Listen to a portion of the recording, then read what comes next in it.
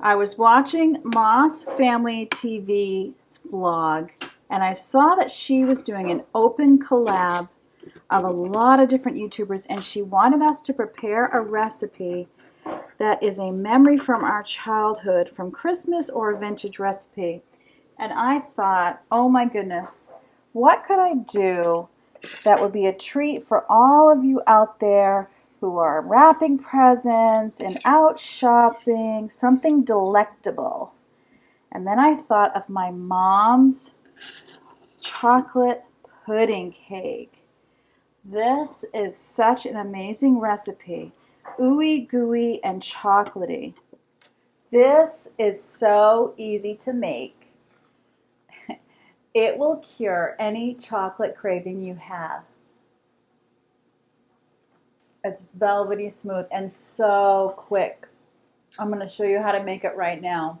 Not only that, I'm going to have the full playlist linked in my description box below so that you can get all the recipes that are being shared today, as well as Moss Family TV. I love her channel and I know you will too. So let's get baking.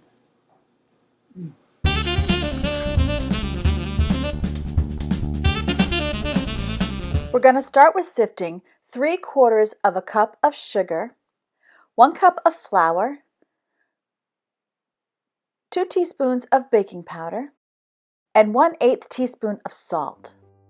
Growing up, our sifter looked exactly like this one, and very quickly the metal netting in it gets warped, and then it's a little hard to crank, but it definitely does the job. So you'll want to get all those little bits through the netting, and if you don't have a sifter, no problem. Just use a fine strainer. Next, I'm melting 2 tablespoons of butter.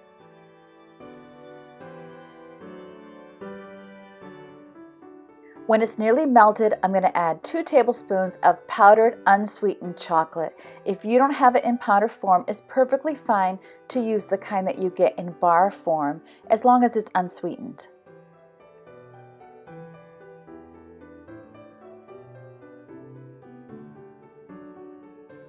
Once the butter and cocoa are fully mixed together, you can add it to your sifted mixture.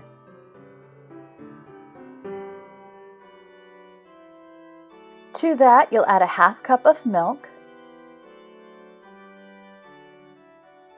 and a 1/2 teaspoon of vanilla.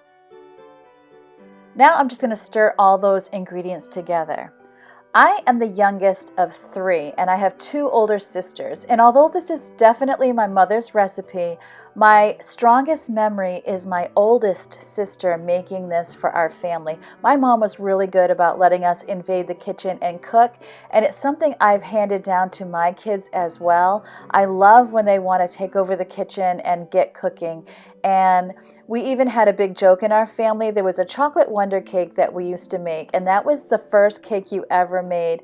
And if it didn't come out good, we threw it, what we said, over the banking, because we had this hill in the back of our house. And I was always so proud that my first cake didn't go over the banking.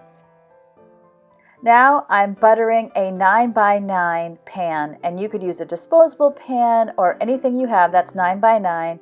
I just happen to be using a cooking stone, but it's definitely not necessary.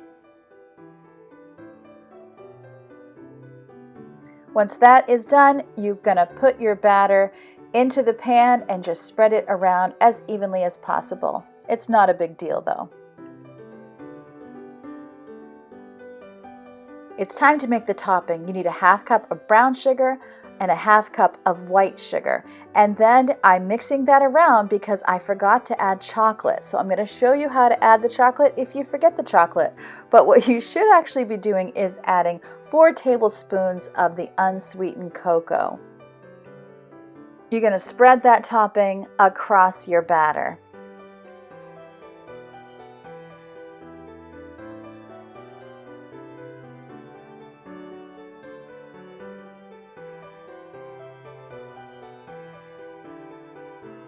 Since I forgot the cocoa, I'm putting it in my little strainer here, and I'm just tapping it over the top.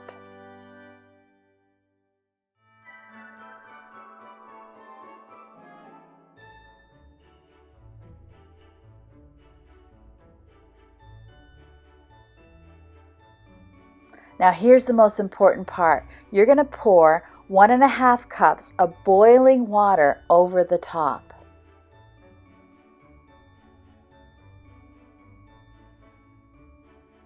Now put it in a 350-degree oven for 30 to 40 minutes.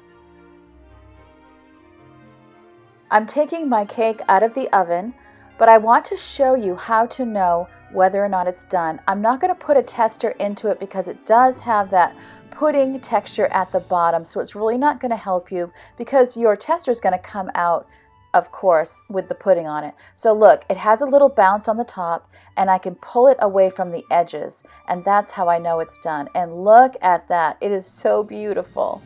I hope you love it as much as I do. Remember, as always, that God loves you and I love you too, and I can't wait to see you next time.